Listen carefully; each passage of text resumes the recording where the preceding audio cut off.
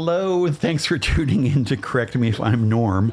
And I'm thrilled to be here today with Charles Snyder, who is my neighbor and just a super nice guy, and also a hotshot philosopher and a professor of philosophy at the Bard Prison Initiative, which is such an incredibly cool place. Charles, hello. Thanks for being here. Hi, Norm. Thank you for having me. Yeah. Really a pleasure. So how long have you been working at BPI?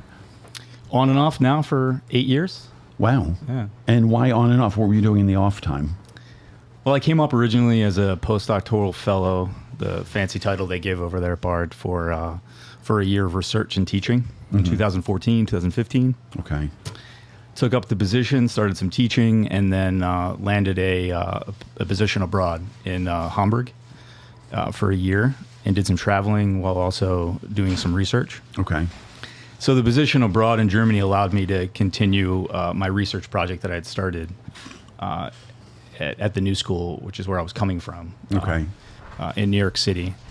And unexpectedly from Germany, I ended up going to the American University in Bulgaria for a semester to teach philosophy, and ended up staying a bit longer in France and then going back to Germany. And so finally in 2018, decided to come back to the area and take up teaching again at BPI. Okay, good. Now I have like a dozen questions. How many languages do you speak?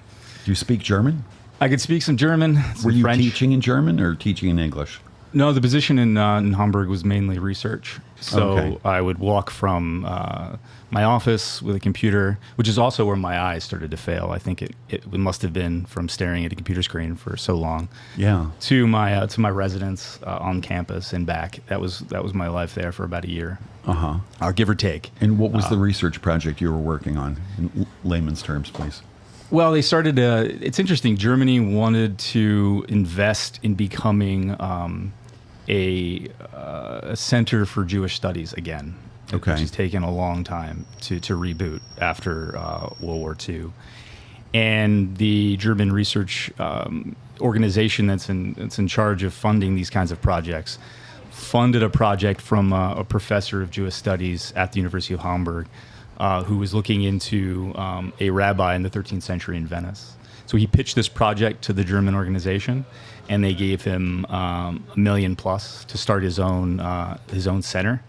It's called the Maimonides Center for Advanced Studies, right in the old Jewish part of Hamburg. Specializes in Jewish studies. Jewish studies, yeah, exactly. Right. There's a rabbi there in the 13th century in Venice who had modeled his activities as a rabbi on Socrates.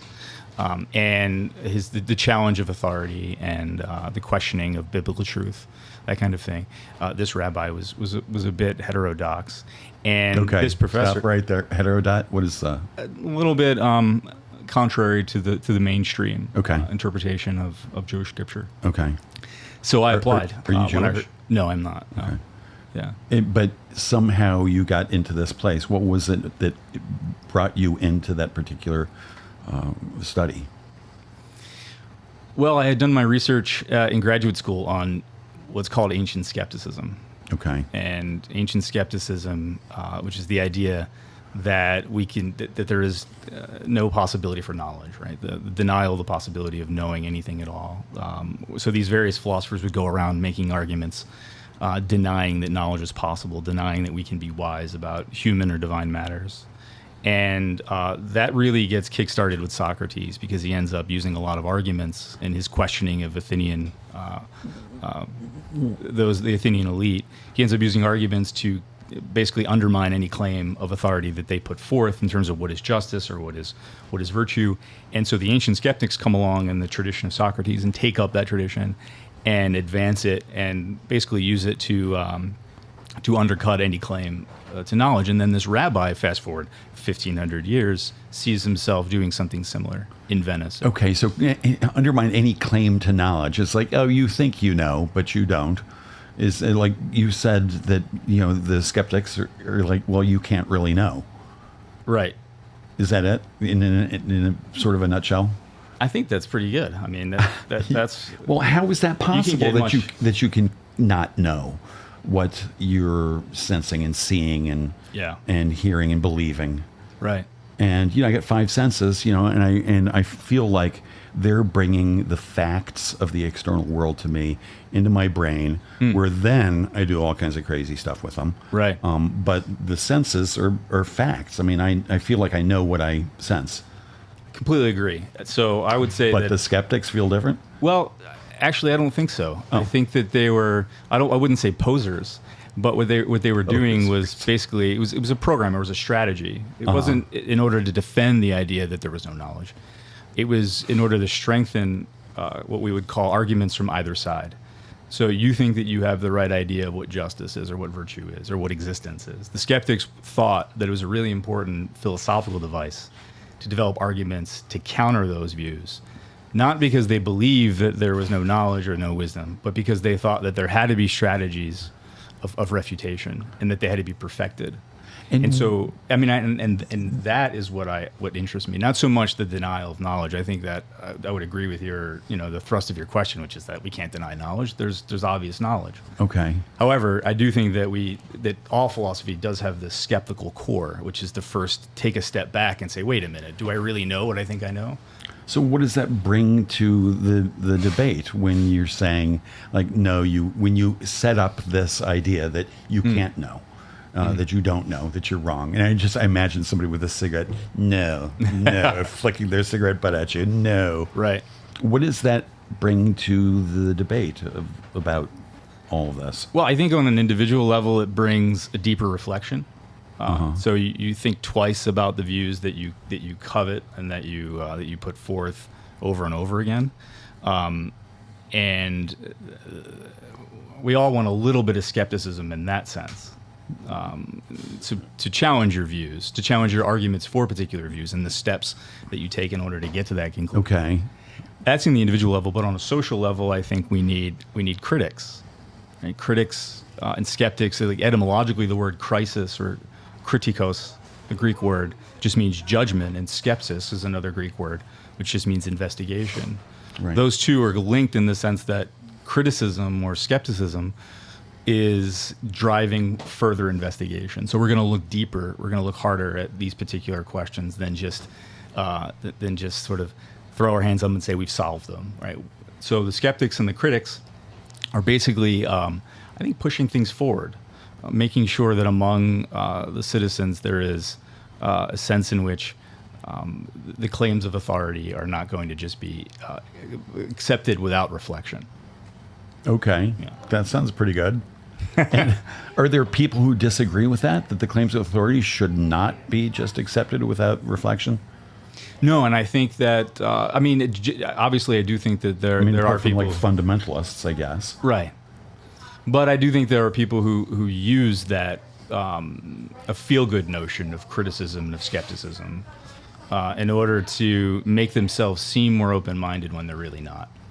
It's a form, I think, of what I would call like powerful capture, where the folks who do have the power and who are making the decisions will come off as if they are thinking twice and that they're engaged in deeper reflection, or that they are enlightened enough to withstand criticism. But really, at the end of the day, they're not. Back to the poser thing. That's right. Yeah. Huh. Well, how the hell did you get into this? It's so interesting, and of course, everybody. In a way, it's accessible to everybody with a brain. Yeah. To sort of think about this stuff. I mean, especially when it's explained for dummies, as you're doing here with me. Thank you. But how did you first get into it? Was there like a eureka moment when you're like 4? You're like, oh my God, epistemological pluralism is totally the way. Well, do you mean philosophy in general, or do you mean this specific project? Philosophy in general, this realm of thought.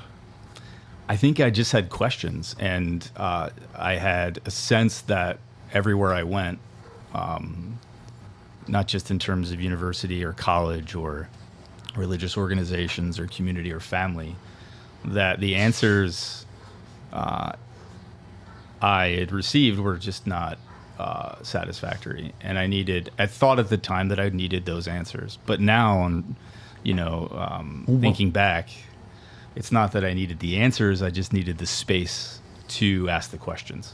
And what were some of those early questions that you were not getting satisfactory answers to? And were you asking mom and dad? I think one of the first questions I asked mom is, why do we have money? She likes to repeat that pretty often. Yeah. And my son, the professor. or why do I have to grow up? Being an adult seems so complicated. Yeah. Those sorts of questions. But then they evolved in various ways because of life incidents or incidents that happened to the family, and just people passing away. Nothing too tragic, but asking deeper questions about what's the meaning of this. What is a happy life? What does it mean to live a good life?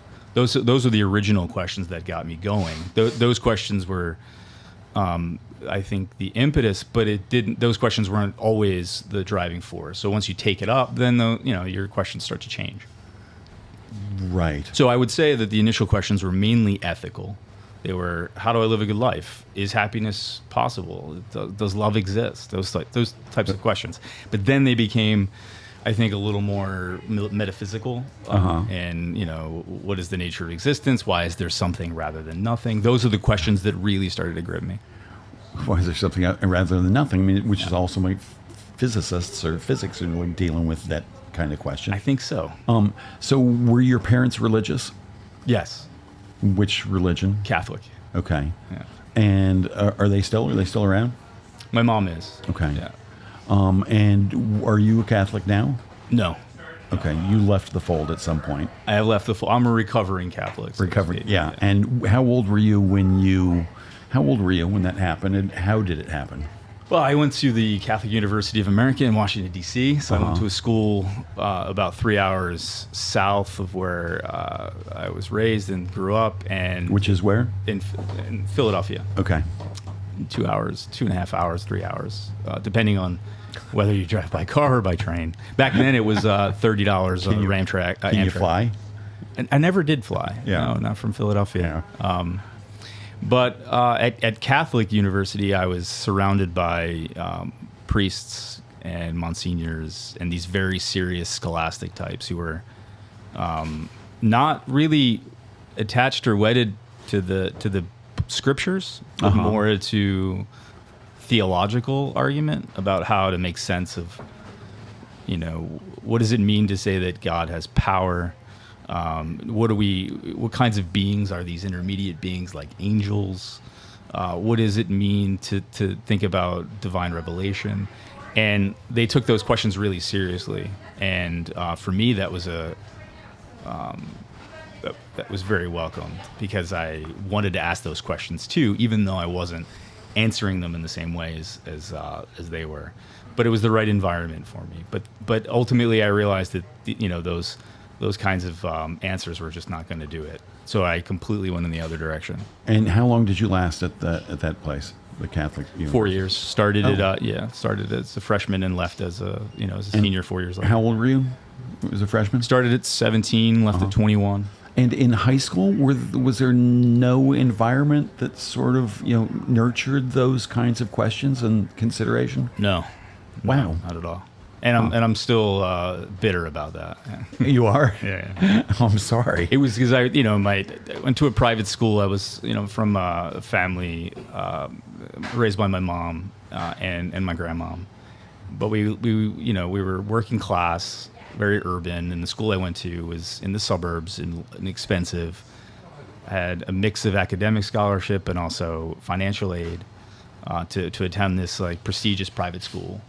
Which so it was a bit of a sacrifice on my mom. I'm guessing, and I'm guessing your mom had to work her butt off to She did. wrangle it so that you could get in there. Certainly, and I left my neighborhood and left my friends and all of that to go to this prep school, and the education was good. It was good. It was better than I would have received if I had stayed in that area. Still not a fertile environment for this young Not mind. enough.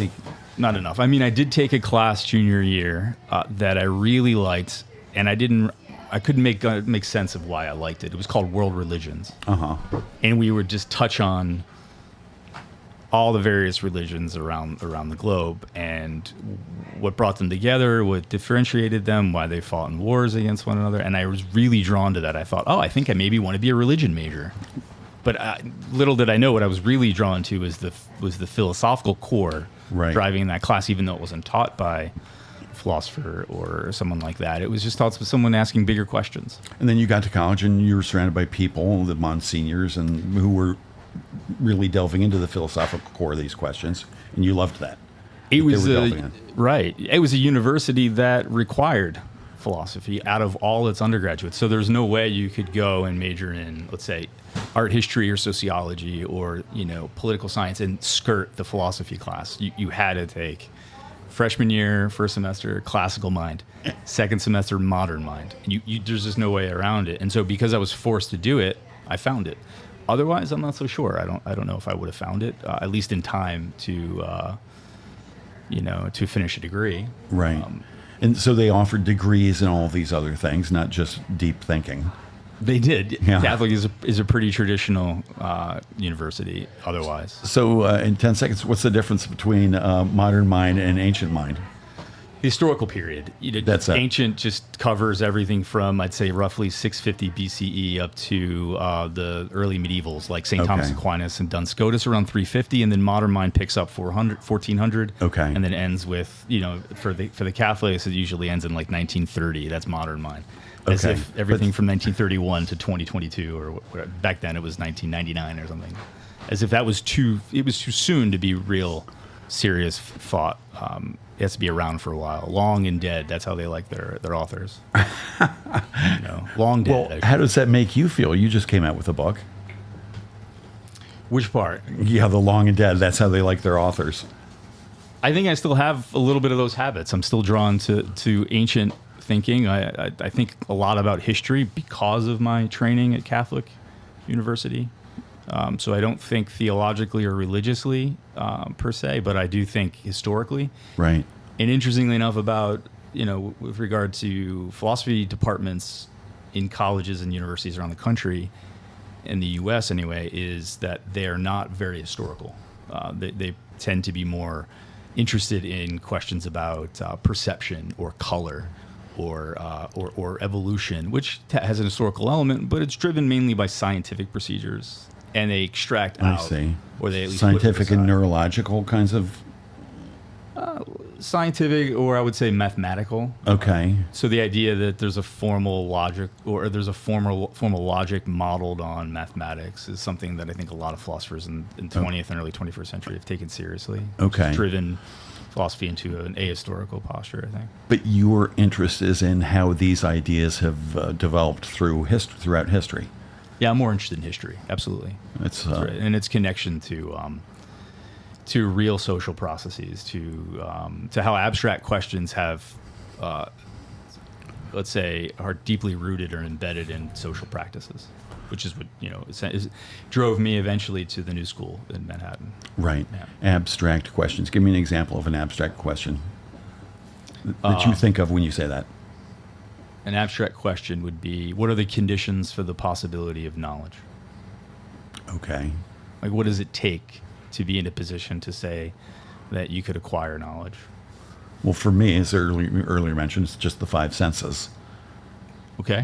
Which I'm guessing from the look in your face, that's falling way short, way overly simplistic. Well, you would, right? But if you had all five senses working at the same time, it would be a problem. So you would need, if you had all five senses working at the same time to input the same information. Okay. So you would need something to take what your five senses. Let's just assume there are five. I think there are various arguments to say that there are many more than five, and that five is way too rigid, and we need to get away from that. But let's assume that there are just five, and they're all firing fine, and are all receiving information fine. But then we would need something else, something like a sixth sense or a common root that would be able to synthesize all the various information or all the data that we're getting and put it together and do a coherent either statement or belief or some form of justification. So, what are the conditions for the possibility of knowledge is another way of saying, what do we need to have in order for us to make a knowledge claim? We can't just simply be passive receivers information and then count as a knower, but we need to be passive receivers and then active in putting together what we've received to make it something. So you can't know something just by perceiving it. You're saying it needs to be processed somewhere. It needs to come through your senses and get kicked around your brain. Well, in my view, actually, I think we can say it. I think we use knowledge in a loose way that is perfectly fine. I think there are different degrees and different layers of knowing. So I do think there is a sense in which I'm saying, I sit here and look at you. I'm 3 feet apart from where you're sitting. I see you, and there's a sense in which I know that. Now, it's not the rigorous kind of knowledge. Yeah, you trust that. I trust it. Yeah. And so some philosophers will say, well, that's not real knowledge. It's a low form of knowledge. But, you know. Okay. Well, now let me ask one more question. When you look back in the history, the modern and ancient, and the history of how we know or think we know what we know or think we know, the epistemology, is that, when you look back on that, is there an era or a thinker who just changed everything for you? As you're considering all that, when you... Oh, you're shaking your head already. A number at different points in life, yeah. All right. So for when I was a young man, it was Nietzsche. And what was it? I had an ear for Nietzsche. I mean, Nietzsche just grabbed me, rocked me out of my, I think, Catholic upbringing. Right.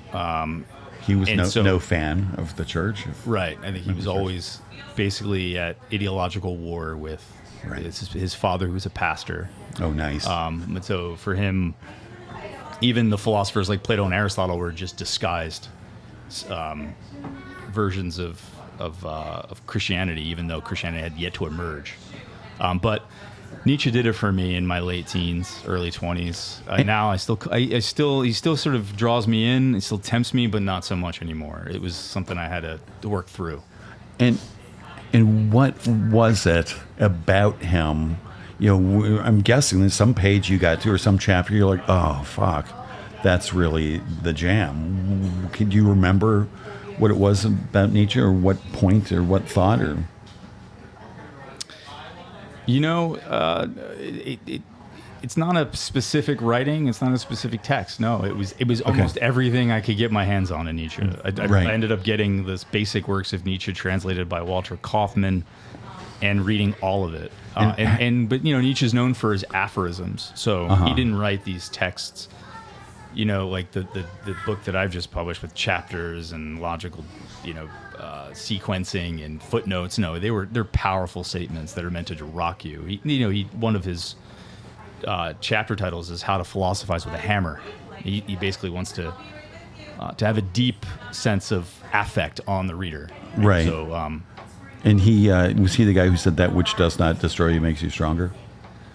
He is. It's alleged that he said that. He says things close to that. But, you know. But you said he had all these aphorisms. I'm like, oh yeah, supposedly he said that.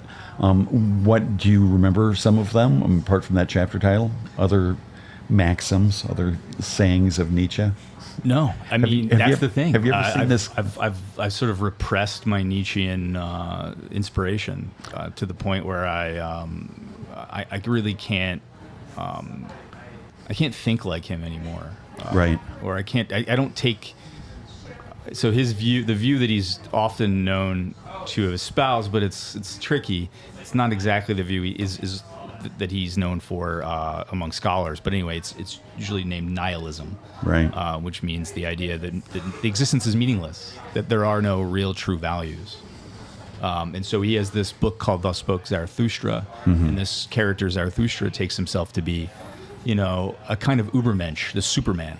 Right. He's the one who sees that all of our common morality, good and bad, love and hate, and all of that, is all for what he would basically associate with low-level animals, sheep. And that the Ubermensch, the Superman, will be someone who rises above that and, in effect, creates a new system of values based on the devaluation of all value. And okay, that as a young man, I thought, wow, that's something that I've never heard before. We have to take that seriously. So this way of living that takes seriously that all moral value is something we need to just throw away. What does that leave you with?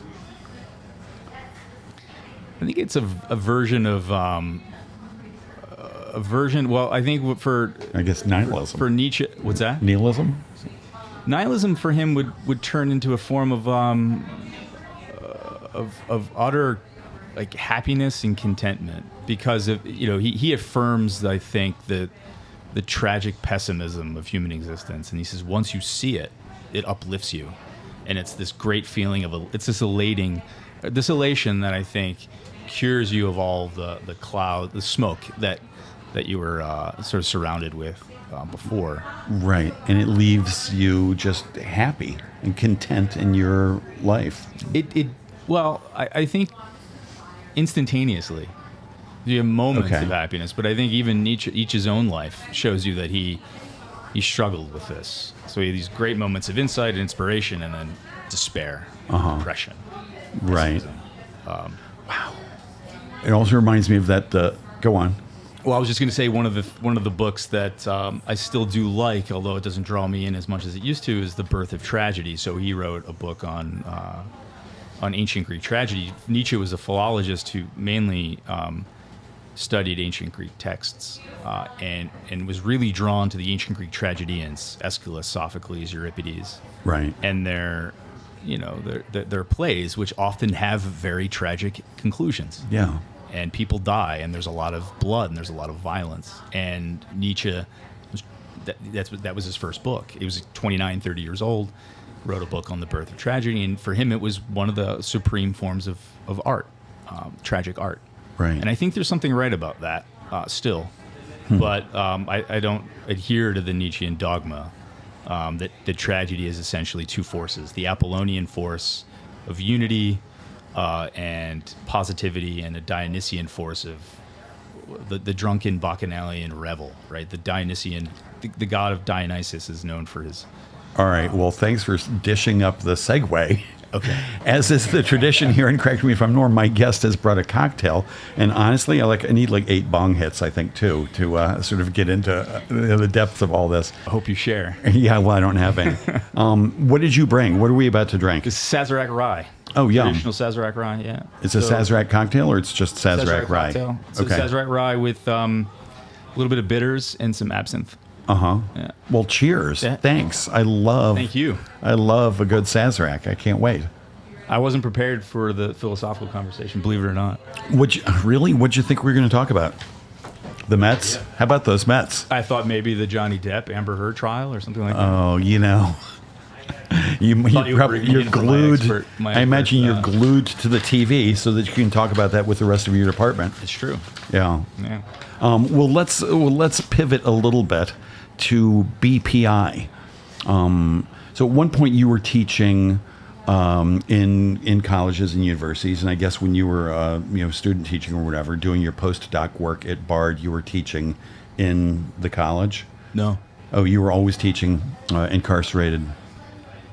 I was teaching as a PhD candidate at the New School for their undergraduate college, which is called Eugene Lang College. Okay. On 16th and 5th, right near Union Square. Yeah. I taught there, and then I taught at the City University of New York College of Technology. You're teaching undergraduates who were free and not incarcerated, and right. Came to class, went home to their apartment or their house or whatever. That's right.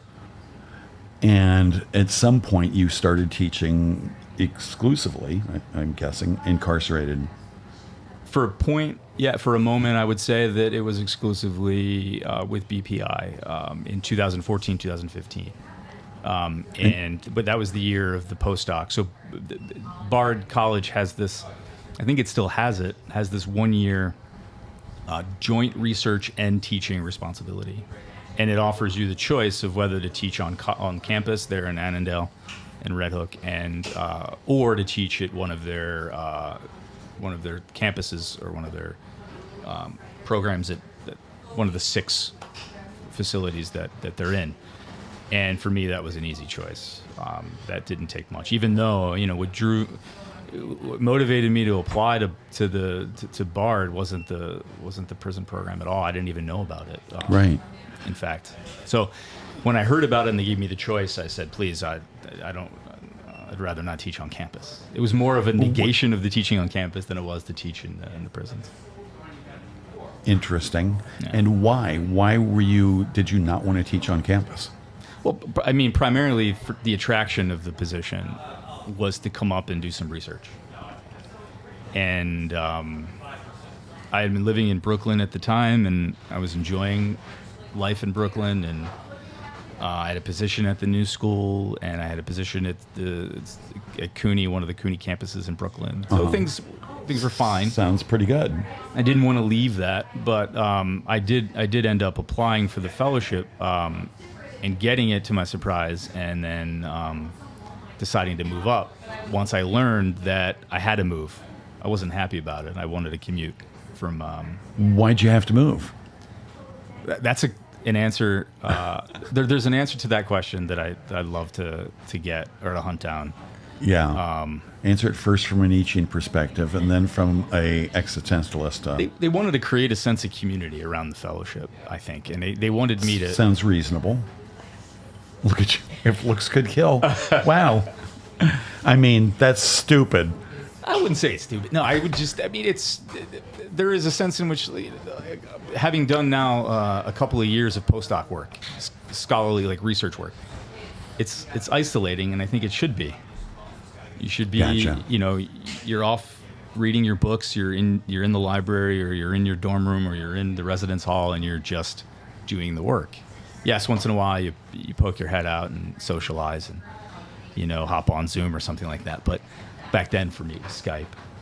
But now you're not meant to be doing that. And those who approach the research in that way.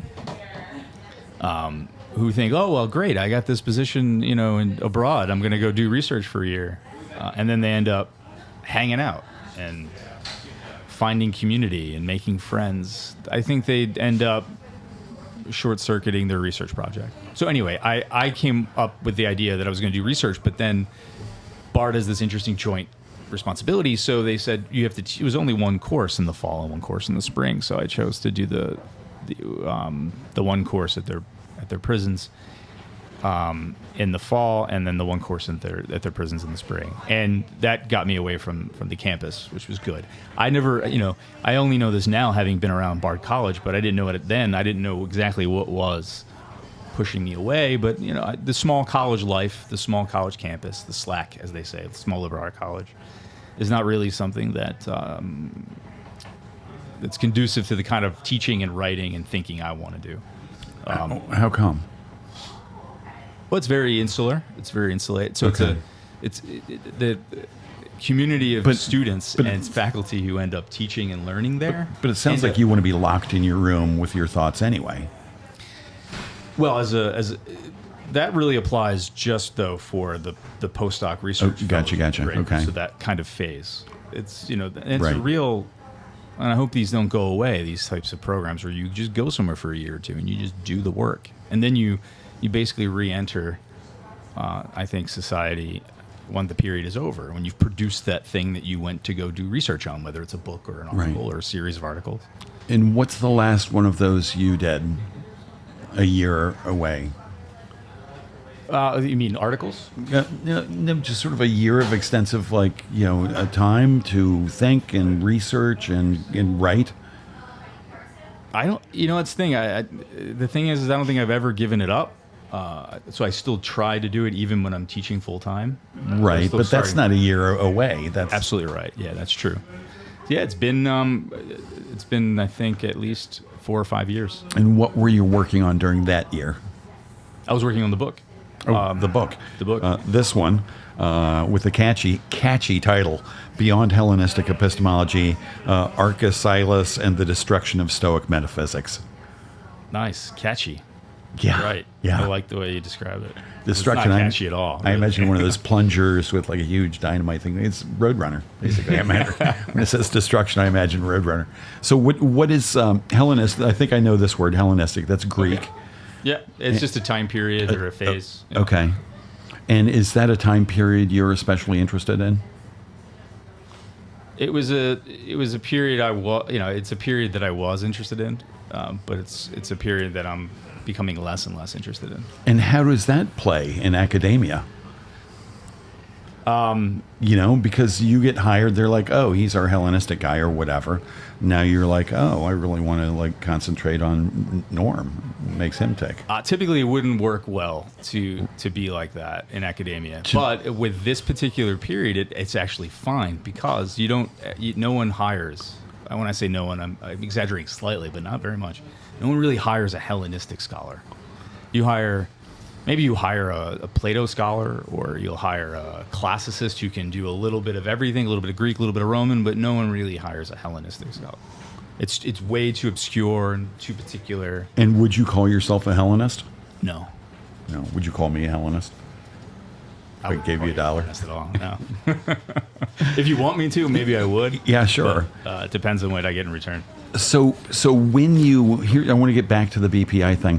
When you first went in to teach in a prison, and had no experience doing that, what did you find? What were you amazed by, or put off by? I mean, what did you come out thinking?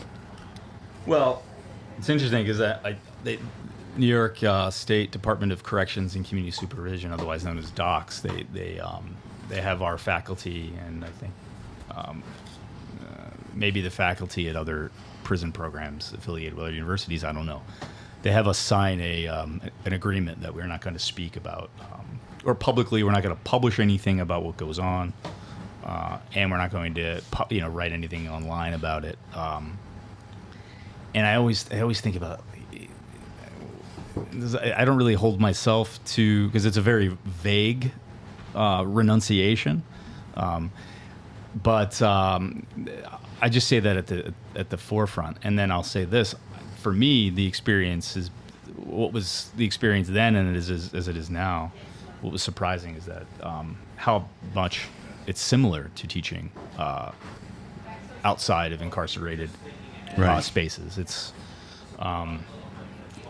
once you get past all of the aesthetic differences, right? The uniforms and the buildings and the bars and things like that, and then all of that just quickly fades away, and you're just in a classroom. You're just learning, and I didn't expect that. I thought it would be a little bit more, a lot different from the experience that I've had in other places. Right, and you just said, it was interesting. You said you're just learning, meaning like you're just learning. Yes. Instead of they're just learning. Yeah. Do you find that you're learning a lot and connecting dots in new ways as you're teaching, as you're going through material that presumably you've gone through a lot of times before? Absolutely. It's the number one source of learning in my life. Absolutely. Yeah. Amazing. Teaching is learning. The dichotomy between the master teacher and the student, that really doesn't get at what goes on. I think, or at least what should go on. What should go on is that you are a teacher-learner, and the student is the learner-teacher, and you come together with at different levels of experience, of life experience, but also academic experience. But you're learning from them. You're learning from their experience as well. So you get to, and not to elaborate that in too many different directions, but you also get to experience them go through the material for the first time, which is for you a kind of relearning experience. It's a blast. Yeah. Yeah. It's like being a dad, blowing your kid's mind. It was one of the things I loved best about having young kids, like just blowing their minds with stuff. I can't wait. Yeah. So how long do you have to wait? You've got a new child, a baby, Remy. That's right. Remy, 9.5 weeks. That's amazing. Congratulations. Let's drink to that. Thank you. Yes. You already chugged yours, didn't you? No. I wish that I had brought more. Otherwise, I would have. 9.5 weeks. Isn't that a movie? 9.5 weeks. Who's that by? Nice. Is that Fellini?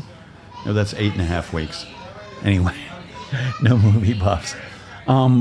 Yeah. How's that going? How's fatherhood? Fatherhood so far right now, I wouldn't consider it fatherhood. I think it's just right. I think it's just you have a human pet. It's going well because it's like I'm picking up new skills, but not in the area of parenting, but more in the area of partnering. You have to adjust your relationship at home. Yeah. quite a bit. How's that going? I think it's going well. Yeah. But I wouldn't just take my word for it. Yeah. All right. I'm gonna plug for your wife, the mother of beautiful Remy, Ashley, who is a food blogger. She's a cook, a baker mostly, though she cooks a lot of stuff as well. Sweet and savory. And she has a Instagram account, and I'm guessing accounts everywhere else, but I follow her on Instagram, and it's Baker by Nature, is her handle on Instagram, and I love it. It's so cool. The stuff is so gorgeous. And once in a while, if I've been especially nice to people out in the world, somehow a slice of blueberry pie or the macadamia white chocolate strawberry cookies finds their way onto my front porch, aka the veranda.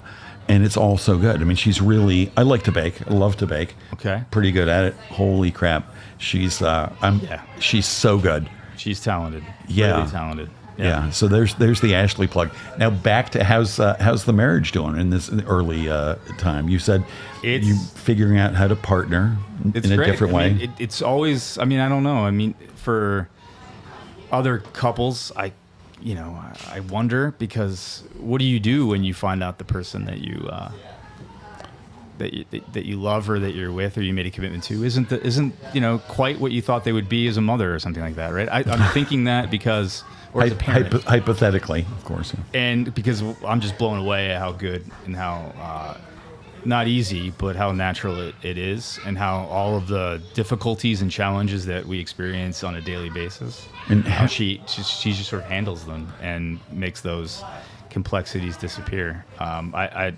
If I were doing the job that she's doing, I wouldn't be sitting here. I'd probably be in a corner in a dark room at home, crying, rocking back and forth, slowly sucking your thumb.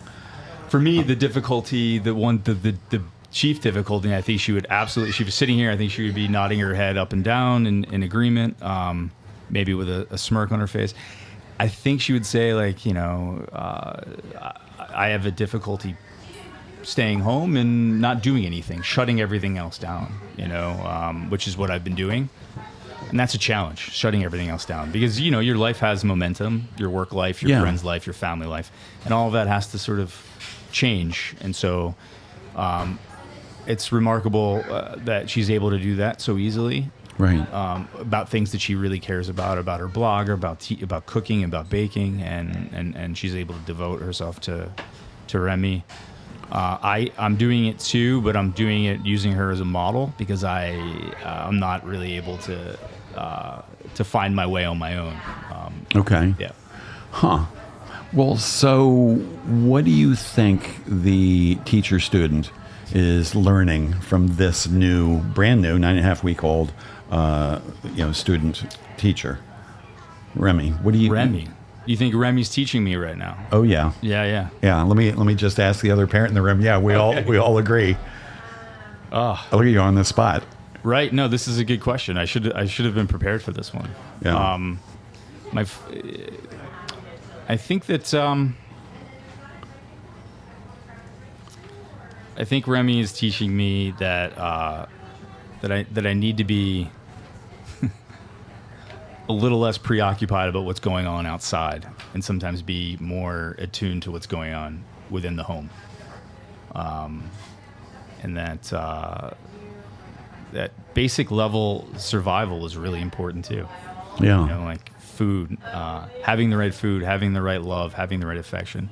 Right. But at this point, I must say, I think one reason I struggle with that question, at this point, since, Remy is so small, and I question the cognitive capacity, so Ashley will say, not in any like problematic way, but I'll be like, well, can Remy really see me? Does Remy really know who I am?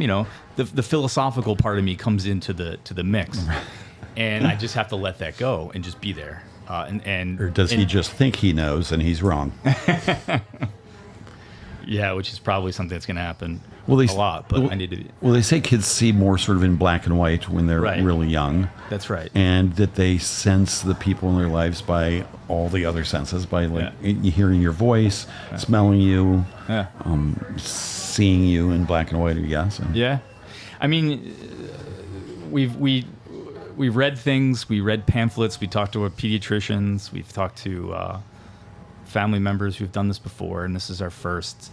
And even though I think we've done our preparation, all of that just sort of fades away when Remy's there, and then all of a sudden it's just learning on the spot, learning on the fly, and learning that all of your expectations have to be adjusted because it's just not something you can plan. And I think the thing that with Remy, I think I keep saying to Ashley, like his main the main preoccupation of his life is basically like eating and digesting food. Yeah. Right now, what drives him most in life is being hungry and getting that food down in a healthy way, and that right. Is something I didn't expect. It would be so sort of bare survival, simple and primal. Right. And he's breastfeeding, I'm guessing. That's yes. So yeah. So the infant formula shortage is not affecting you all right now. It is not. We're very, very lucky in that sense. That's good. Is he on the blueberry pie and the strawberry macadamia nut cookies? No, not at all. Yeah. I mean, I guess you could say indirectly if Ashley has to taste something to test something, but right. But not at all. I forgot all about that. All my kids were breastfed, and my ex, their mother, was very aware of that. And sometimes it'd be like, this kid was not sleeping so well last night. I'm going to have a glass of wine today. Yeah. And because it goes through. Yeah. And you drive yourself a little crazy trying to think about what you last ate or what she last ate and what effects that might have. Yeah. In terms of dairy or in terms of sugar and caffeine and a lot of that. And it seems as if you can't really get any hard answers on those questions. The doctors at least we've spoken to and we read don't get into nutrition that much. I mean, they talk about lactation, they talk about counseling, but the nutrition element, especially the mother's nutrition, even before birth, it seems to be like, are you taking your vitamins? All right, that's it. Right? They don't want to get into it. And that, I think, to me, just means there's something just mysterious about the whole digestive system. Right. But Ashley was saying if she was ingesting milk products, that Remy would be a little bit unsettled. And that I thought she said that she found some research that milk products helped create colicky babies. That's right. Yes. Just she's committed to that view, I think, at least with regard to Remy. And so we're rolling with that. We're rolling with that. So that creates a problem for our morning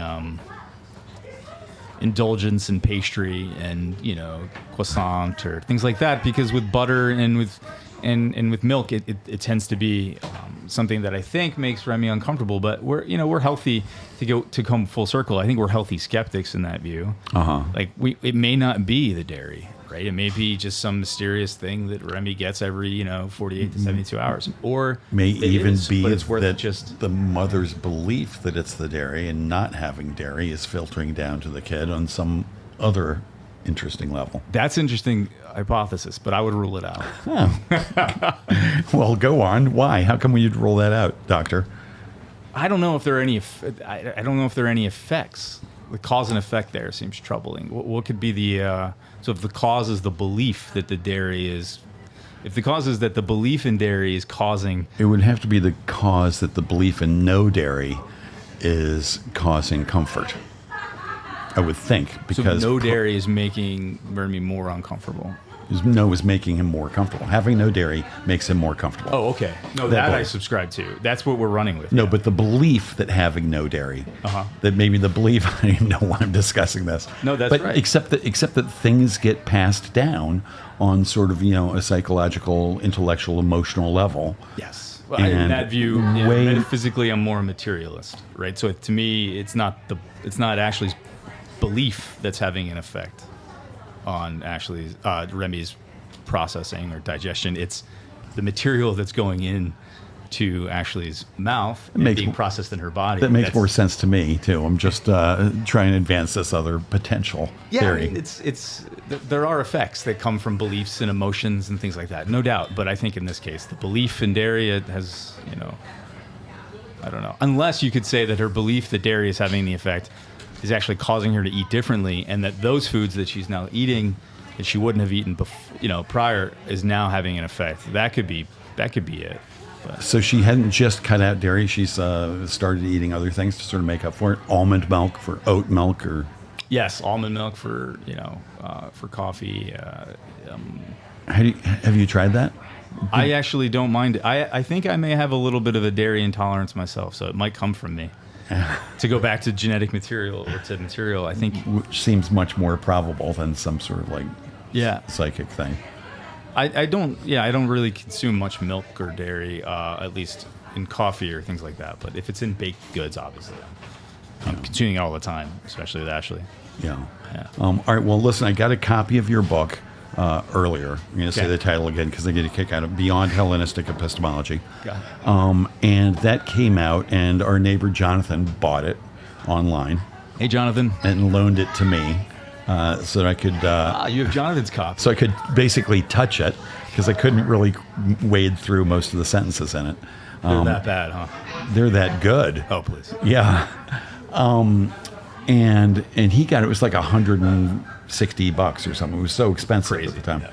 Who's the target for that? Who are you writing that for? I mean, it's not for Jonathan and me, though he seems to have waded through it okay. Really? Yeah. It's Well, like all naively, highlighted. It's highlighted and underlined and He highlighted. post-it notes. Yeah. I can't wait to have some discussion. with I want to Jonathan witness about it. that I know, discussion. especially based on the notes. I naively selected a group of people, a group of scholars who write on my topic as my audience. And I say it's naive because I thought I could persuade them Persuade them of what? that they're wrong, that I'm right. Oh, yeah, So that's write the really book. easy. People are always easily persuaded that they're wrong. Well, you have this idealized version of academic And did you practices where if you lay out the argument and you look at the evidence, you have to change your mind. Sure, it works that way in American politics too. But, not in politics, but where there's money involved and where there's careers involved. But you like to think that there's something a little bit more noble in the academic pursuit. But that was the naive part. It's not, right? So it's not going to happen. And so, did you convince any of them? No. And how do you know? Did they call up and say, "Listen, Charles, I saw your book. It's bunkum." Puh. Well, I can't say that I know, but I have had some experience with presenting various papers that became the book before it was the book at conferences, and I've Right. published a few articles and have gotten them through peer review after immense struggle with scholars who have problems with my view. And now the book has been out for over 6 to, probably about 8 months now, maybe, Right. since August of 2021. And, no one's reviewed it yet. No, and I think that might be a sign that the reaction to the book is, I think we're just like- going to pretend like that didn't Like happen. we're not wrong, you're wrong. You think maybe speculate that's the reaction? Yes. Yeah, we're not wrong. Right. Yeah. There's an entrenched, deeply held mainstream view of what's going on in Hellenistic epistemology that is not going to be shaken by, one or two or three books or one or two, three people. Right. And so I think targeting them was probably a sign of immaturity, but I would do it all over again. A sign of immaturity. Yeah, I guess, or petulance, or whatever. So do you get any kudos when you put out an academic tome like this? I mean, does Bard, do the people at Bard, does Leon call you up and say, "Listen, Charles, I saw your book, pretty impressive," or the head of the department, or the dean, or your peers? You do get some recognition. Congratulations. It's very private. It's in conferences or in meetings, and but that's not really why you do it. That's not what you're asking. But for me, it wasn't. It didn't feel like that. That's been missing. I mean, I knew from the beginning that I was writing something that many people don't read about, and I didn't want to write a book that's trying to be accessible. I think there's too much of that. Right. And trying to take a topic that's like very esoteric and making it accessible is not necessarily what you should be doing with a topic that people are not reading. So What this radio show is for. well, and it's a very I mean, it's a pursuit that we need. We need those to make esoteric ideas or abstract ideas more down to earth. But this wasn't that. Right. So I wasn't expecting it to make a splash. Right. At all. So Hellenistic Epistemology for Dummies is not coming out anytime soon. No, although I do think there will be sequels, multiple, but I don't Really? think, but my audience is going to change slightly. But that's a topic for another day. I mean, I think. Well, we have a minute left. Who's the new audience going to be?